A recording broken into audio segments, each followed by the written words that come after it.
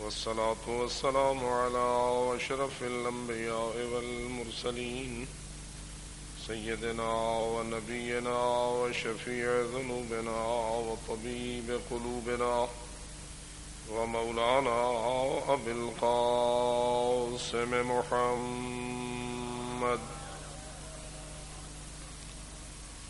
والصلاة والسلام على أهل بيته الطيبين الطاهرين المعصومين الغر الميامين المنتجبين المكرمين الذين قال الله تعالى في حقهم: إنما يريد الله ليذهب عنكم الرجس أهل البيت ويطهركم تطهيرا.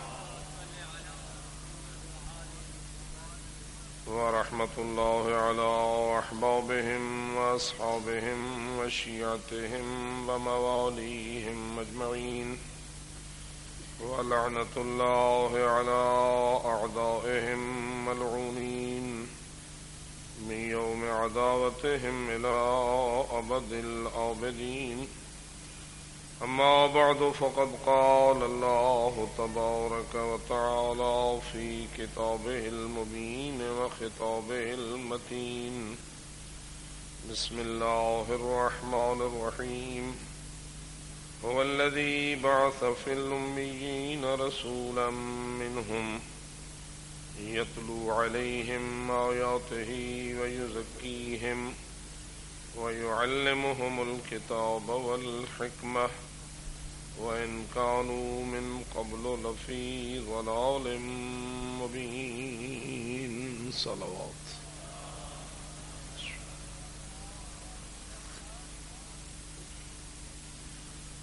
نعرہ تکبیر، نعرہ رسالت، نعرہ حیدری، نعرہ صلوات۔ ارباب ایمان، بارگاہ رب العزت میں نیاز مندانہ التجا ہے کہ بحق محمد و اہل بیت محمد علیہ الصلاۃ والسلام تمام مومنین اور مومنات کی پرخلوص عبادات شرف قبولیت سے مشرف فرمائے۔ آپ سب حضرات کے سامنے روشن ہے کہ اس وقت ہم جامع فاطمۃ الزہرا سلام اللہ علیہا کی اس عمارت کے صحن میں حاضر ہیں، اور اس اجلاس کا اہم ترین مقصد یہی ہے کہ حاضرین مومنین کو متوجہ کیا جائے کہ جس طرح ضروری ہے کہ مکتب اہل بیت کے مرد تعلیم و تربیت سے آراستہ ہوں، اسی طرح ضروری ہے کہ ان کی خواتین بھی اس نور سے منور ہوں۔ اگر آپ تاریخ اقوام و ملل اور انبیاء و رسل کی تبلیغ و خدمات کا جائزہ لیں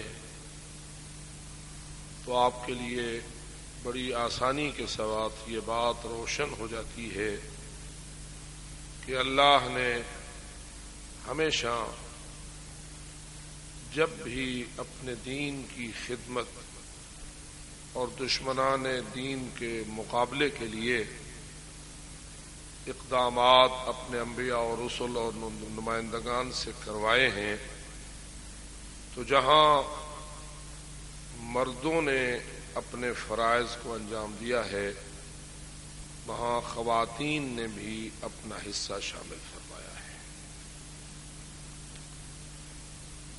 چونکہ ہم جس بر صغیر میں بستے ہیں،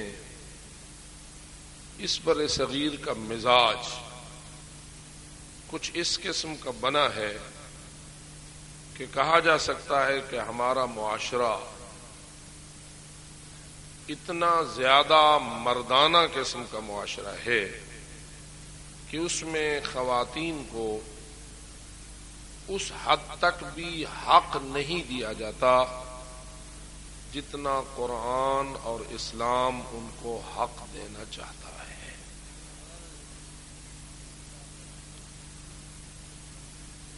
ابھی قبلہ صاحب سے سوالات ہوئے اور میں ان میں چند ایک سوالات میں حاضر رہا۔ بڑی اہمیت کے ساتھ خواتین کے حصے میراث پہ بات ہوئی اور اس نقطے کو زیادہ اجاگر کرنے کی کوشش کی گئی کہ مردوں کو چاہیے کہ وہ خواتین کا جو حصہ وراثت ہے اس کو ادا کریں اور اس میں کسی قسم کی زیادتی نہ کریں۔ لیکن میں چاہتا ہوں کہ اس جامع فاطمۃ الزہرا کی اس اجلاس سلام اللہ علیہا کے حوالے سے اس توجہ کو بھی آپ کی خدمت میں عرض کروں، کیا فقط جائیدادوں میں عورت کا حق ہے یا دین میں بھی عورت کا حق ہے؟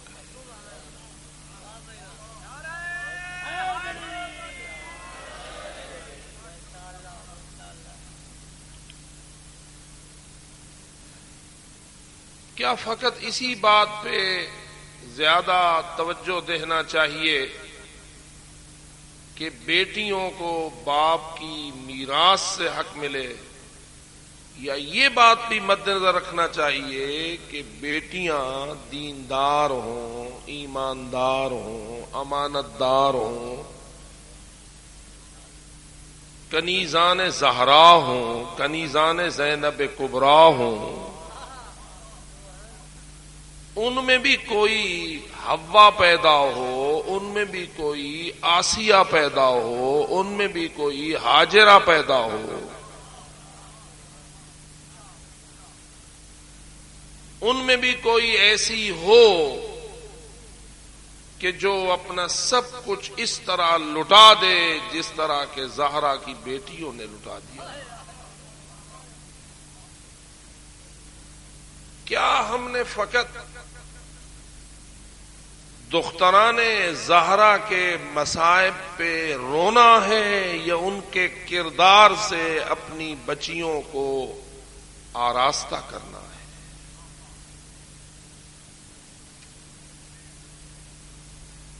ذرا مل کر بآواز بلند صلوات پڑھیں۔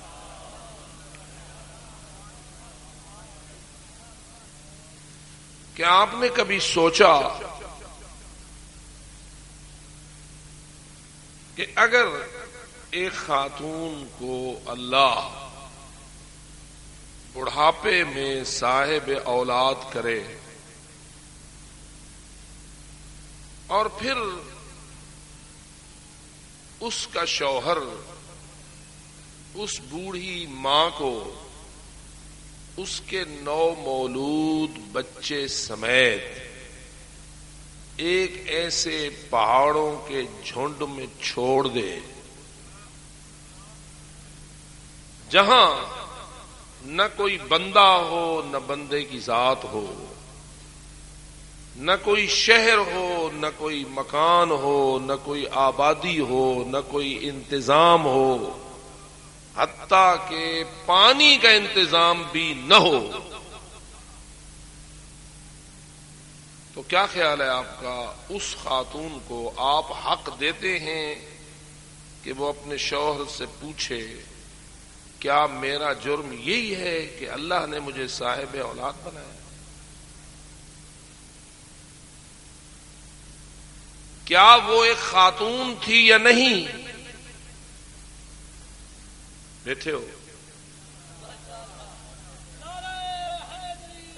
یا علی؟ آج سے کئی ہزار سال پہلے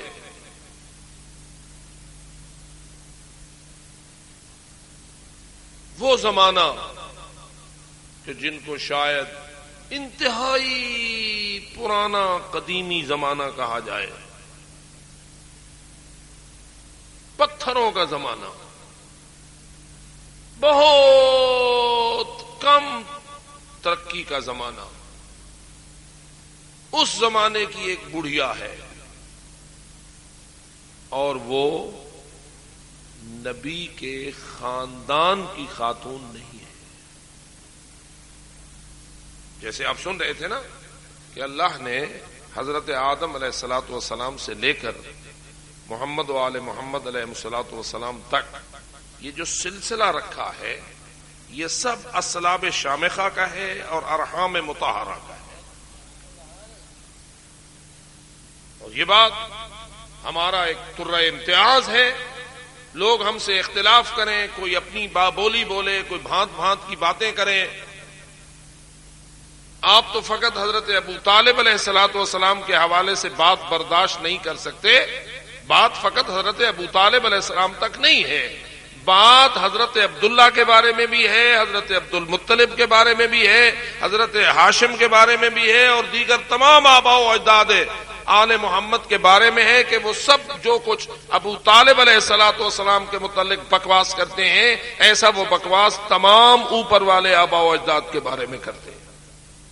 لیکن اللہ نے ہمیں یہ شرف عطا فرمایا ہے کہ ہم یہ ایمان رکھتے ہیں کہ اشہد انک کنت نورا فی الاصلاب الشامخہ والارحام المطہرہ، اے زہرا کے لال، ہم گواہی دیتے ہیں اور ایمان رکھتے ہیں اور ہمارا اعتقاد اور عقیدہ پختہ ہے اس بات پر کہ آپ آدم سے لے کے علی تک اور حوا سے لے کے زہرا تک جتنی سلموں سے گزرے ہیں وہ سلمیں عظیم تھیں، اور جتنے رحموں سے گزرے ہیں وہ رحم پاک۔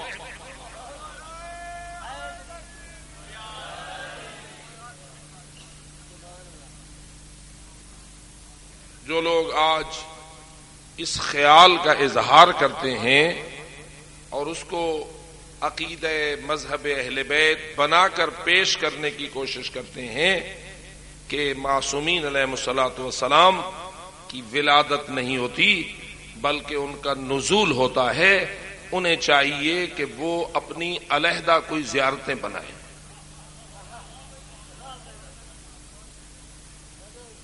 وہ اس مکتب اہل بیت کے ہاں جو خزانے زیارتوں، دعاؤں اور ان چیزوں کے موجود ہیں، جو قرآن ان کا ہے، جو حدیثیں ان کی ہیں، جو زیارتیں ان کی ہیں، جو دعائیں ان کی ہیں، جو خزانے ان کے پاس ہیں، جو لے کے حضرت رسول اکرم سے امام حسن عسکری و امام زمان علیہ الصلوۃ والسلام تک اس خاندان سے جو تحفے ہمیں ملے ہیں وہ تو انہیں قبول نہیں ہے۔ جائیں یہ اپنا کوئی علیحدہ دھرم بنائیں،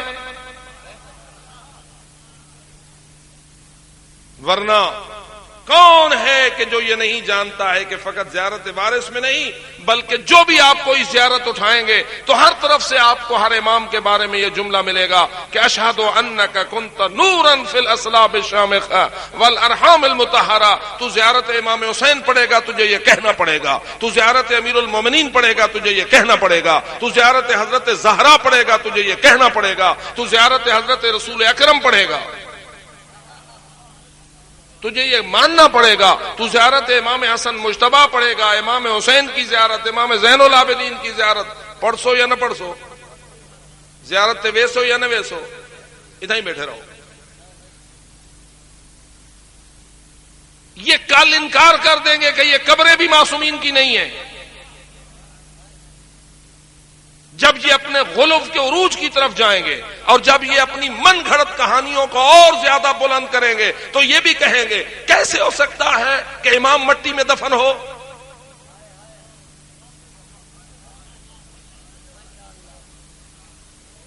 اور کل آگے بڑھ کے یہ بھی کہیں گے کیسے ہو سکتا ہے کہ شمر کا خنجر حسین کی گردن کو کاٹے۔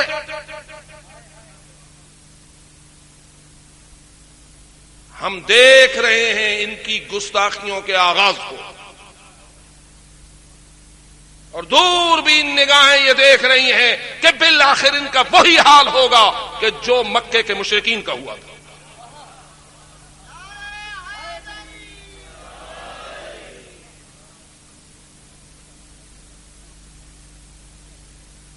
اس لیے ہمارا فرض ہے کہ ہم آپ کو حقائق سے آگاہ کریں۔ کیا خیال ہے یہ زیارتیں ہم نے بنائی ہیں، اس دور کے علماء نے بنائی ہیں؟ میرے پاس سیت پور کا ایک خط آیا ہے، وہ سوال کرتا ہے مجھ سے کہ یہاں کچھ ایسے لوگ موجود ہیں جو کہتے ہیں کہ نہج البلاغہ، صحیفہ کاملہ اور دعائے کمیل یہ ائمہ کا فرمان نہیں ہے، نہ نہج البلاغہ علی کا فرمان ہے، نہ صحیفہ سجادیہ زین العابدین کا فرمان ہے، اور نہ دعائے کمیل امیر المومنین کی تعلیم کردہ دعا ہے، بلکہ یہ سب کچھ مولویوں کا من گھڑت افسانہ ہے۔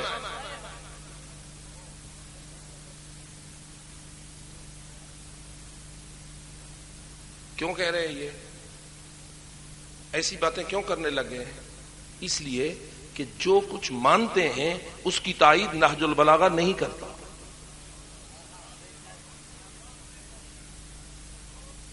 جو عقیدے انہوں نے عوام میں پھیلانا شروع کیے ہیں اس کی تصدیق صحیفہ کاملہ نہیں کرتا۔ جو کچھ انہوں نے من گھڑت خیالات گھڑنتو تیار کر رکھے ہوئے ہیں، دعائے کمیل اس کی تائید نہیں کرتی۔ اور تھوڑے دنوں کے بعد یہ بھی کہیں گے کہ قرآن بھی چونکہ ہمارے خیالات کی تائید نہیں کرتا اس لیے قرآن بھی اللہ کی کتاب نہیں ہے۔ اس لیے ان مجالس کو ایسے شیطانوں سے محفوظ رکھنا مومنین کا فرض ہے۔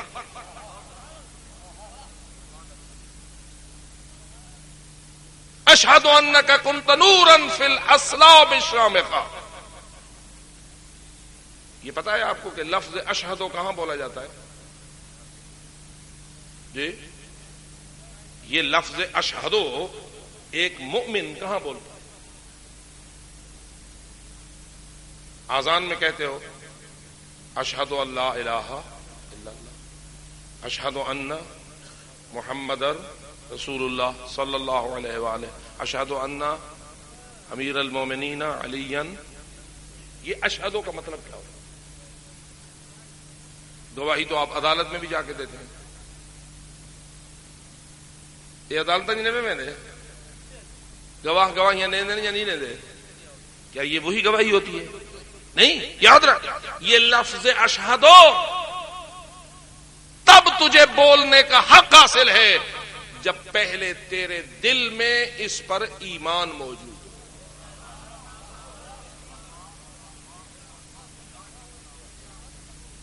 اگر تیرے دل کا عقیدہ کچھ اور ہے تو تیری زبان اشہدو کہہ کے منافقت کر رہی ہے۔ کیا سورہ المنافقون اسی بات کی طرف متوجہ کر رہی ہے یا نہیں؟ اذا جاءک المنافقون قالوا، یاد کرائے اگلا جملہ قرآن دا کیا ہے؟ اذا جاءک المنافقون قالوا نشہد انک لرسول اللہ، جب تیرے پاس آتے ہیں کون؟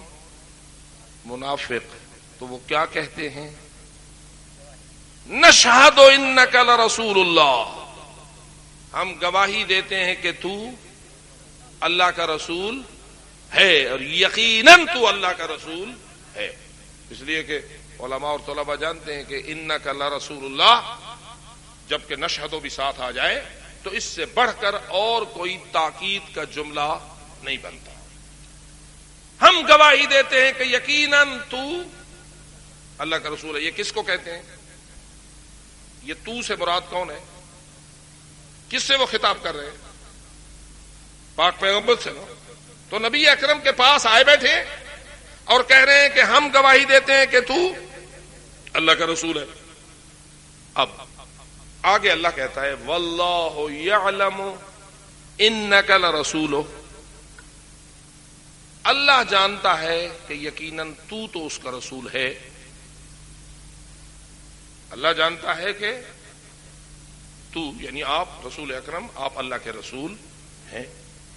یہ کہہ کے پھر اللہ فرماتا ہے واللہ یشہد ان المنافقین لکاذبون، ان کے مقابلے میں اب اللہ گواہی دیتا ہے کہ یہ منافق جھوٹ بولتے ہیں۔ اب انہوں نے بولا کیا تھا؟ انہوں نے کیا بولا تھا؟ ہم گواہی دیتے ہیں کہ تو اللہ کا رسول نہیں، یا ہم گواہی دیتے ہیں تو اللہ کا رسول ہے؟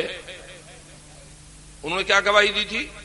بول ان کا یہی تھا نا، قول ان کا یہی تھا، قالوا نشہد انک لرسول اللہ، ہم گواہی دیتے ہیں کہ تو اللہ کا رسول ہے، تو اللہ کا رسول ہے، بل بولو تو اللہ کا رسول ہے، تو اللہ کا رسول ہے۔ اور جس کو کہہ رہے ہیں وہ اللہ کا رسول ہے یا نہیں ہے؟ اب جو رسول ہو اس کو کوئی کہے کہ تو رسول ہے تو یہ سچ ہے یا جھوٹ ہے؟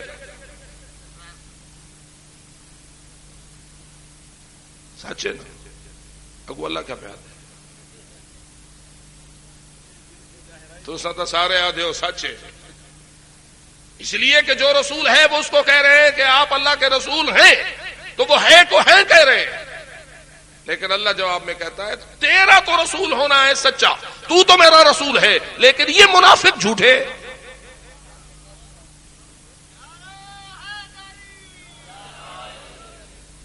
اب ڈھونڈے ہیں کہ یہ جھوٹ کہاں سے آ گیا، یہ جھوٹے کیسے ہو گئے؟ جو رسول ہے اس کو کہہ رہے تو رسول ہے، ہم بھی کہتے ہیں تو رسول ہے، تو سا کیا دو آزانے اشہد ان محمد رسول اللہ، میں گواہی دیتا ہوں کہ آپ اللہ کے رسول ہیں، محمد مصطفیٰ اللہ کے رسول ہیں۔ آپ رسول کو رسول کہیں کہ رسول ہے تو آپ بن جائیں سچے، وہ رسول کو رسول کہے وہ جھوٹے کیوں؟ تو جواب یہ ہے کہ وہ کہہ رہے ہیں کہ ہم گواہی دیتے ہیں، اور گواہی میں سچا وہ ہوتا ہے جو کچھ زبان پر ہو وہی دل میں ہو، جو زبان پر ہو وہی دل میں ہو۔ تو اگر دل میں کچھ اور ہو اور زبان پہ کچھ اور ہو تو یہ کیا بن جاتی ہے؟ منافقت۔ اب اگر تیرا عقیدہ یہ ہے کہ محمد و آل محمد کسی صلب میں نہیں رہے، کسی کا عقیدہ یہ ہے کہ محمد و آل محمد کسی رحم میں پرورش نہیں پاتے رہے، اور وہ کہتا ہے شب جمعہ ہو کے کھڑا ہو جاتا ہے اور کہتا ہے اشہد انک کنت نورا فی الاصلاب الشامخہ والارحام المطہرہ، میں گواہی دیتا ہوں اے حسین، اے ابو عبداللہ، میں گواہی دیتا ہوں کہ آپ نور تھے ان اصلاب میں، ان صلبوں میں جو شامخہ ہیں، جن کی چوٹی بلند ہے۔ شامخہ اس پہاڑ کو کہتے ہیں جس کی چوٹی بلند ہو۔ آپ ان صلبوں میں رہے ہیں جو عظمت کے پہاڑ ہیں، اور آپ ان رحموں میں رہے ہیں جو مطہر ہیں۔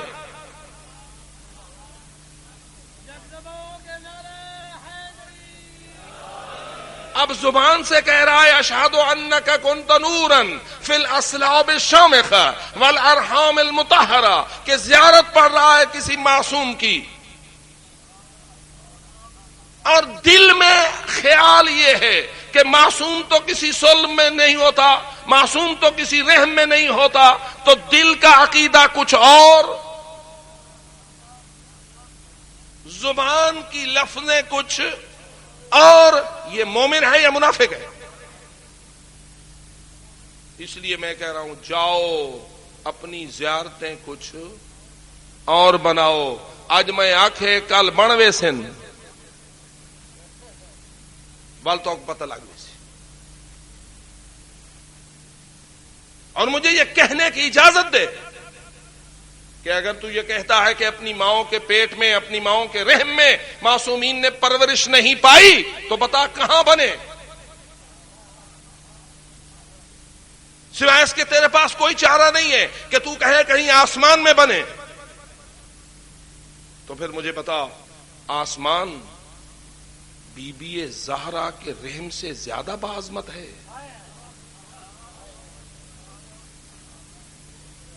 آسمان ان پاک بیبیوں کے ارحام مطہرہ سے زیادہ عظمت والی جگہ ہے؟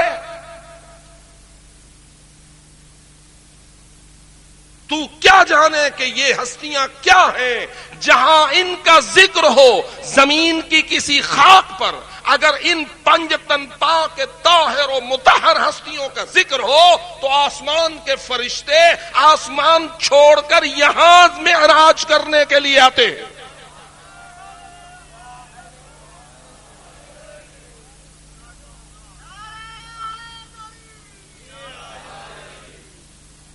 کیا روزانہ حدیث قصہ میں تو یہ نہیں پڑھتا؟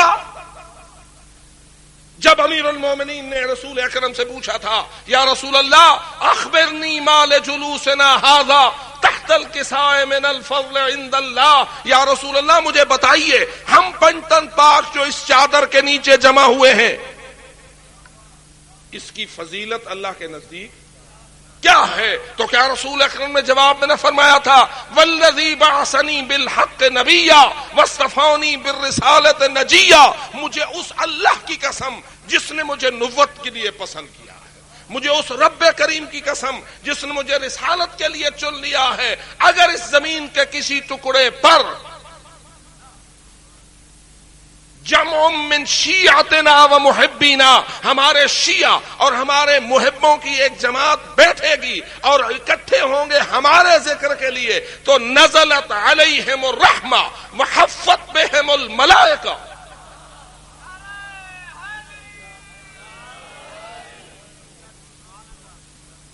ان لوگوں پر اللہ کی رحمت برسنے لگے گی اور اللہ کے فرشتے آ کر ان کو چاروں طرف سے گھیر لیں گے۔ واستغفرت لهم الى ان يتفرقوا، اور جب تک یہ ذکر آل محمد کرنے والے اپنی جگہ چھوڑ کر خود نہیں چلے جائیں گے اس وقت تک ملائکہ ان کے چاروں طرف بیٹھے رہیں گے اور اللہ سے التجا کرتے رہیں گے تیرے پاک نمائندوں کے ذکر کے لیے اکٹھے ہوئے ہیں، ہماری دعا ہے اللہ ان کے گناہوں کو بخش دے۔ کیا خیال ہے یہ ملائکہ کہاں رہتے ہیں؟ ملائکہ کی اصل ٹھکانہ کہاں ہے؟ جی آسمانوں میں ہے نا، اور کہاں آ جاتے ہیں؟ زمین کے ٹکڑے پر۔ آسمان اونچا ہے یا زمین؟ بولو، اکھی نال تو اونچا ہو نظر آندے تے وچوں تو زمین اونچی نظر آندی پئی ہے۔ جب زمین مربوط ہو جائے علی سے، جب زمین پہ ہونے لگے ذکر آل محمد، تو معلوم ایسا ہوتا ہے کہ زمین آسمان سے بھی بلند ہو جاتی ہے۔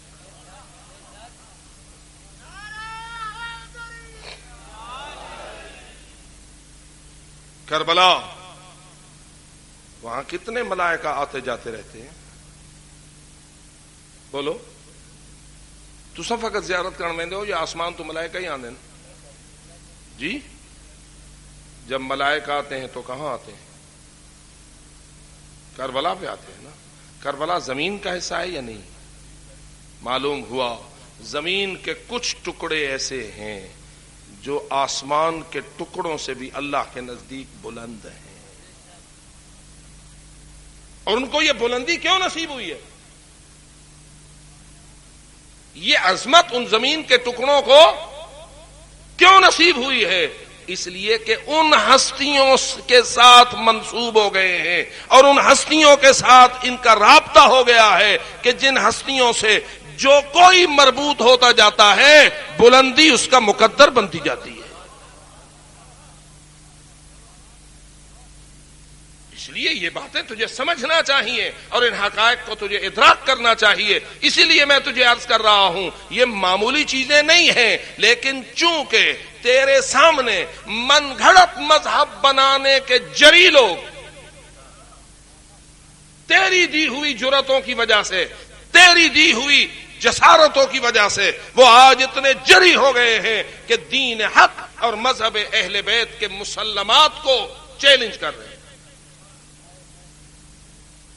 اور خشت اول چون حد معمار کچ تا سریا میراوت دیوار کج، آج پہلی اینٹ غلط رکھ رہے ہیں،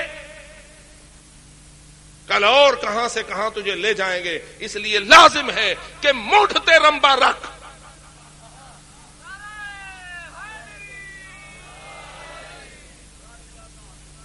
ان حقائق کا ادراک کر، ان باتوں کو سمجھ۔ ایک من گھڑت خیالات کا منظومہ مجلس بنا کر تیرے سامنے پیش کرتے ہیں. کاوڑ تو لگ دی پی اسی اللہ کرے جو کاوڑ نہ لگ دی پئی ہوئے جے کو کاوڑ لگ دی پئی ہوئے ول گھر ون کے سوچے میں شیعہ بھی ہاں یا نہیں.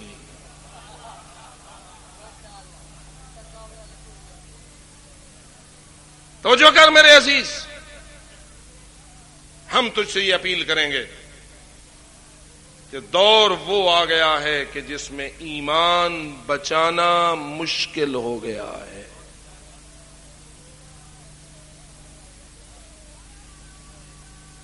جے پیسے کماونے مقصود ہوئے نا تو اللہ جانے او مجلساں پڑھوں جن میں اتھائی ہر بندہ اٹھی وے تے ہزار دا نوٹ وارے, اس لیے کہ شیطان کے پاس دولت زیادہ ہوتی ہے.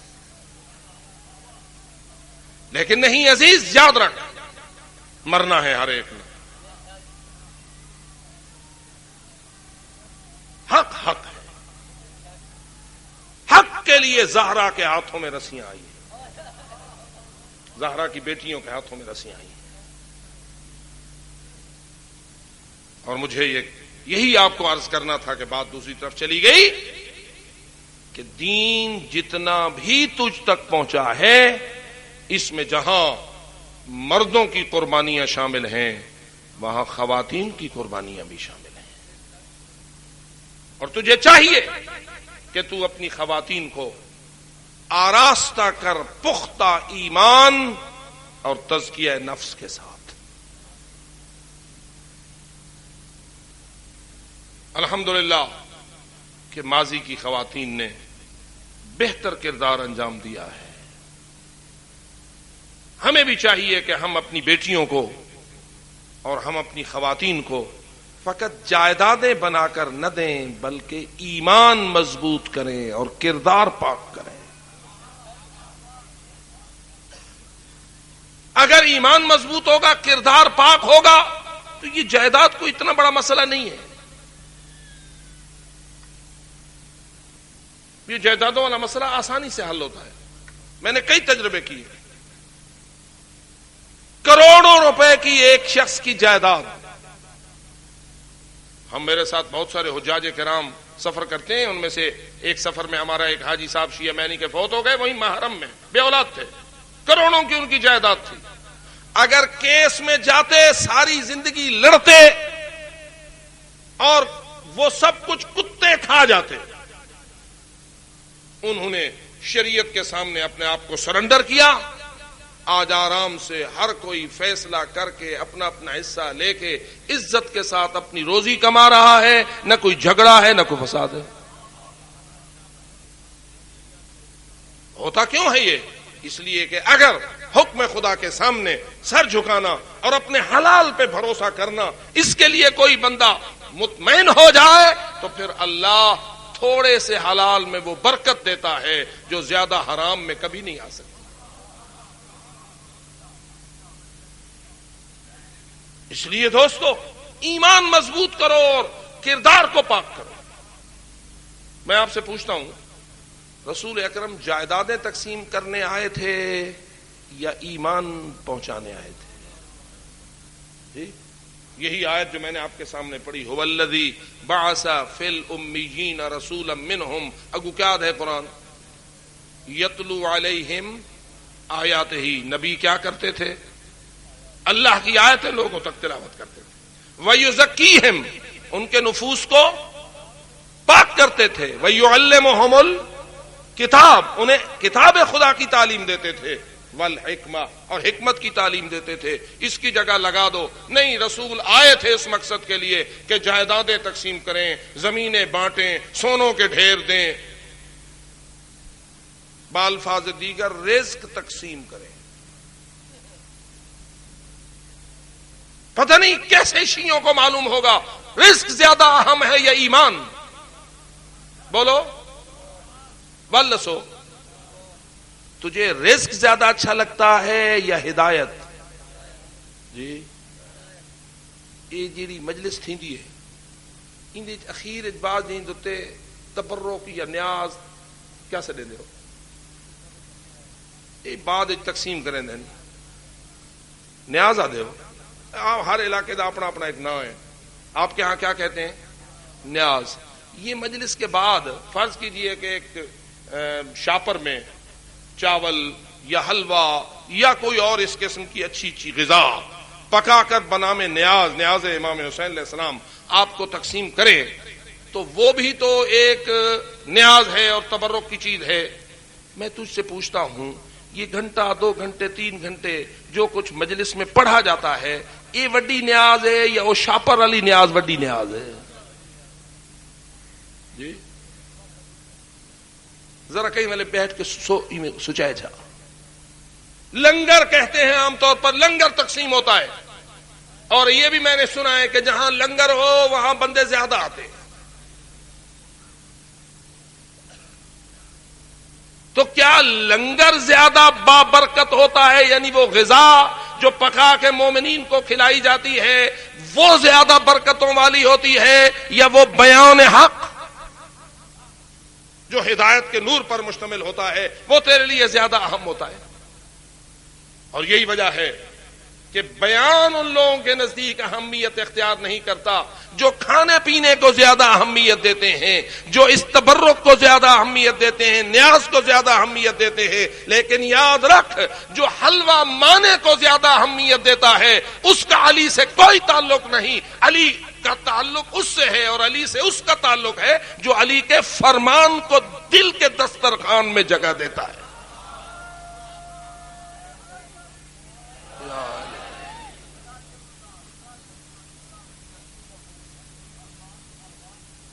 اسی لیے تجھے ان باتوں کی طرف توجہ دینا چاہیے.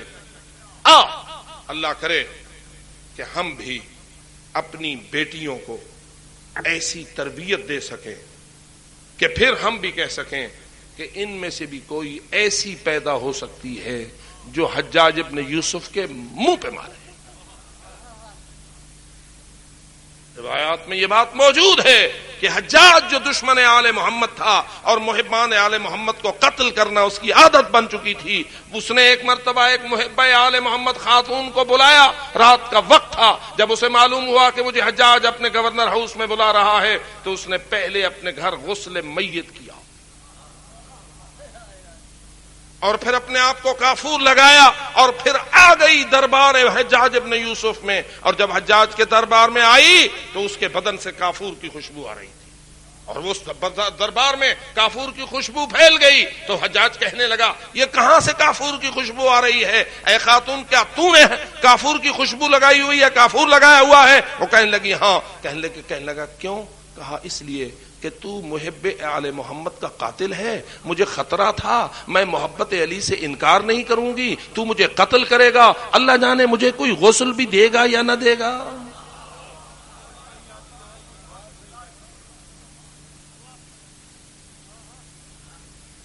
کیا خیال ہے ایسی خواتین بھی معاشرے میں ہونی چاہیے یا نہیں؟ بڑے امتحانات سے گزر رہے ہو، ایسی مائیں چاہیے کہ جو اپنے جوانوں کی قربانیاں دیں اور مطمئن ہوں جیسے علی اصغر کی ماں مطمئن تھی. مطمئن ہوں جیسے حضرت قاسم کی ماں مطمئن تھی. میں کبھی سوچتا ہوں، مجھے تو بتا، کیونکہ ان باتوں کی طرف توجہ بہت کم ہوتی ہے، حضرت جناب علی اصغر کی والدہ کتنا عرصہ ہوا ہوگا خاندان آل محمد میں آئی ہوگی؟ کیا خیال ہے تیرا؟ حضرت رباب کی کتنی اولاد تھی؟ جی ایک بیٹی اور ایک بیٹا، یہی تھی نا؟ بیٹی کون تھی؟ حضرت سکینہ بنت الحسین سلام اللہ علیہا. اور بیٹا کون؟ حضرت علی اصغر. یہ بیٹی حضرت رباب کی اولاد میں بڑی بیٹی تھی یا اس سے پہلے بھی کوئی اولاد تھی؟ یہی بڑی بیٹی تھی نا. اب جتنی بھی تو عمر حضرت سکینہ بنت الحسین کی مان لے، اس سے سال دو پہلے حضرت امام حسین کی شادی حضرت رباب سے ہوئی ہوگی نا، اتنا ہی ماننا پڑے گا نا. تو ذرا سوچ، جو آئی ہے حسین کے گھر میں وہ پلی تو اپنے باپ کے گھر میں ہے نا جی، پلی تو اپنے والدین کے گھر میں ہے نا، اس خاندان اہل بیت میں تو نہیں پلی ہے. وہاں سے او جیڑی تہاڑے کول زاکری آدن پرائی کوف دیے، یہ جملہ آپ کے ہاں چلتا ہے نا، زاکری نام طور پر کہتے ہیں پرائی کوف دی ہے. تو اگر حضرت رباب پرائی کوف کی ہے تو چند سال پہلے امام حسین کے گھر میں آئی ہے، ذرا اس کا ایمان دیکھ،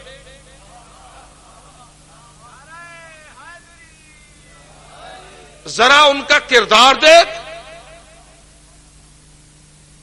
کوئی وہ حضرت زہرا کی بیٹی تو نہیں، وہ کوئی خاندان نبوت میں پلی تو نہیں، وہ تو باہر کے خاندان سے بیاہی ہوئی حضرت امام حسین کا حرم بنی ہے. لیکن اللہ جانے یہ گھر کیسا گھر ہے،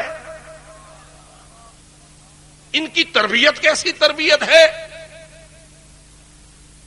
کہ ایک چھوٹا سا جملہ بھی تاریخ میں حضرت رباب کا نہیں ملتا کہ جو کربلا کے کردار میں معمولی سی بھی کمزوری پیش کرے.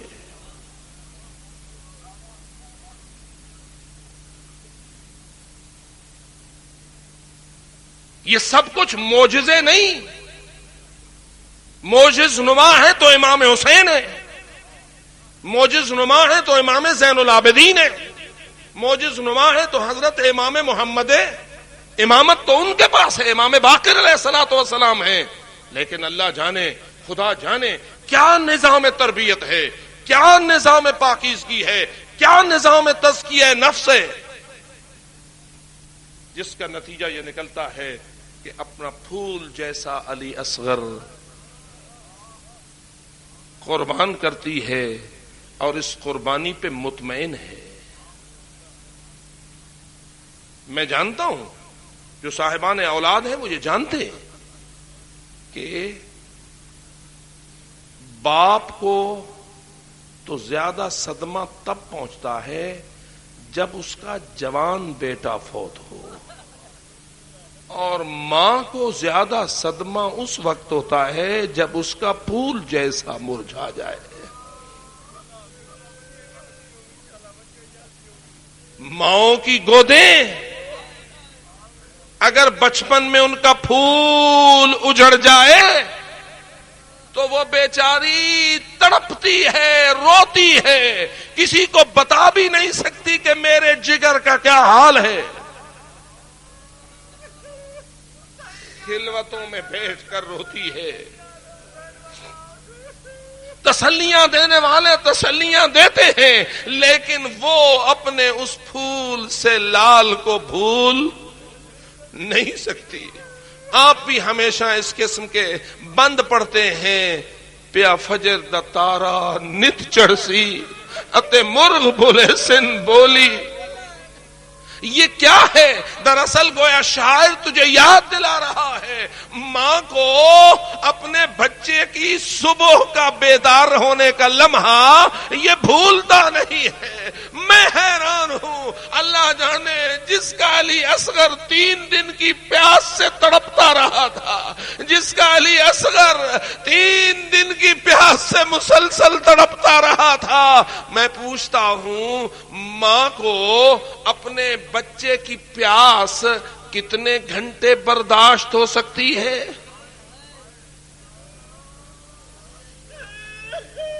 ذرا بتا، وہ کون سی ماں ہے جس کا بٹا پیاسا ہو اور وہ پیاس سے رو رہا ہو اور ماں چین سے بیٹھی ہوئی ہو؟ نہ، اگر بچہ پیاس سے روئے اور ماں کے پاس پانی نہ ہو تو اور کچھ نہ کرے گی، ادھر سے گود میں بچے کو لے کے بچہ بھی روئے گا، ماں بھی روئے گی. اور جب میں اس نفسیاتی پہلو پہ توجہ کرتا ہوں تو مجھے کہنا پڑتا ہے اے علی اصغر کی مادر، اور تیرے تو رونے کے لیے 7ویں سے سامان بن گیا ہے. تو 7ویں کو بھی روئے، تو 8ویں کو بھی روئے، تو 9ویں کو بھی روئے، لیکن روئے تو رونا تھمے تو تب تھمے نا جب بچے کو پانی ملے. لیکن اگر بچے کو تیر لگے تو بتا اس ماں کے جگر پہ کیا گزر جائے گی. اور یہی وجہ ہے کہ بڑا مشکل تھا وہ مرحلہ جب تیر لگا تھا علی اصغر کو. وَذَبَحَهُ مِنَ الْأُذُنِ إِلَى الْأُذُنِ، اور ایک کان سے دوسرے کان تک اس تیر نے ذبح کر دیا تھا.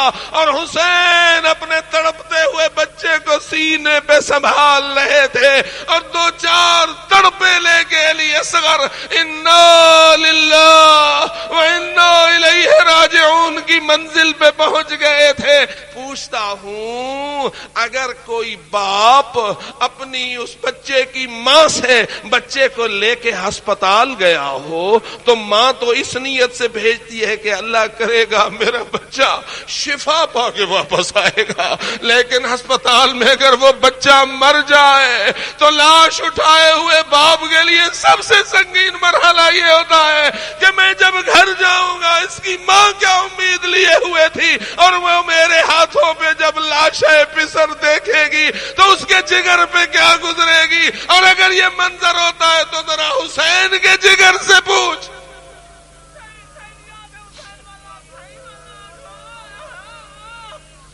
ذرا مظلوم کے جگر سے پوچھ کہ جب تیر کھایا ہے علی اصغر نے اور تڑپ کے انا للہ و انا الیہ راجعون کی منزل پہ پہنچے ہیں یہ شہزادے، تو بتا حسین اس اپنے شہزادے کو خیمے میں لے کے جائے تو کیسے جائے، اور رباب کے پاس جائے تو کیسے جائے. لیکن چونکہ روایتوں میں یہ جملے موجود ہیں، لے آئے حسین اور بڑھ کے لیا حضرت ام کلثوم نے علی اصغر کا لاشا اور بین کیے. اور اس میں یہ جملہ روایتوں نے نقل کیا کہ بی بی طاہرہ کہہ رہی تھی وہ لفا علی رضیع الفطم بسحوم الاعداء، ہائے ہائے میرے نانا، ہائے ہائے میرے بابا، ہم نے آپ کے بعد یہاں کیا ستم اٹھائے ہیں. یہ تو وہ کربلا ہے جس میں ہمارے شیر خاروں کا دودھ تیروں سے چھڑایا گیا ہے. جب پھپھی رو رہی تھی تو ماں پہ کیا گزر رہی تھی، جب پھپھی رو رہی تھی تو ماں پہ کیا گزر رہی تھی. لیکن میں یہ کہنا چاہ رہا ہوں، آؤ ان جامعات کی ترقی کے لیے، ان جامعات کی آبادی کے لیے، ان کی خدمات کو زیادہ سے زیادہ بہتر بنانے کے لیے تعاون کیجیے تاکہ خداوند تعالی ان کو توفیق دے کہ یہ ہماری آئندہ نسلوں کی خواتین کو اس قسم کا تزکیہ نفس سکھائیں، طاہر بنائیں، مطہرہ بنائیں، جس کا نتیجہ یہ نکلے کہ ہماری آئندہ نسلیں اپنے دین کے لیے سچی اور مخلص نسلیں قرار پائیں. اس لیے کہ ہم نے ایسی نسل تیار کرنی ہے جس نے امام حق کا سپاہی بننا ہے، جس نے ظہور مولا میں مولا کی تابعداری اور ان کی جانثاری کے لیے اپنے آپ کو تیار کرنا ہے. اور جتنی ماں پاک ہوتی ہے اتنی اولاد جانثار ہوتی ہے، جتنی ماں با کردار ہوتی ہے اتنی اس کی گوش اور آغوش میں پرورش پانے والی اولاد زیادہ بہتر اور زیادہ تابعدار اور زیادہ مومن اور زیادہ با کردار ہوتی ہے. خداوند تعالی ہمیں ان جامعات کی صحیح خدمت کی توفیق عطا فرمائے. الا لعنت اللہ علی القوم الظالمین وسيعلم الذين ظلموا أي منقلب ينقلبون.